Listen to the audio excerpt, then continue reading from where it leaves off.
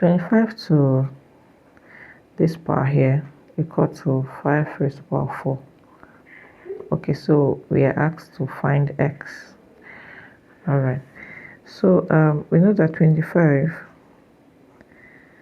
is 5 to the power of 2.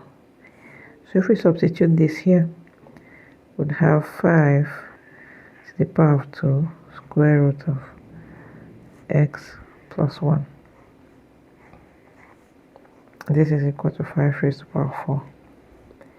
Okay, so from the law of indices that says that any x raised to the power a times b is equal to x raised to the power ab, this right here becomes 5 to the power of 2 the square root of x plus 1, and that is equal to 5 raised to the power 4.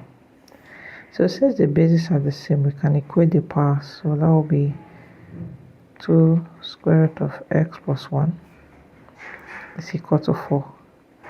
So at this point now we can divide both sides by 2. Alright, 2 here is 1, 2 here is 1. The square root of x plus 1 is equal to 2 here is 1, 2 here is 2 is equal to 2. Alright.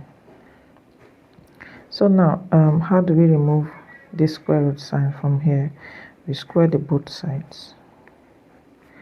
So this square root will cancel the square root sign here.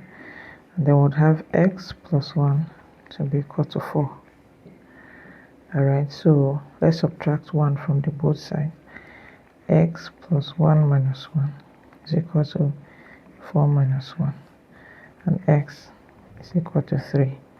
So this is the value of x. Thanks for watching. Don't forget to like, comment, and share with anyone that may want to watch this.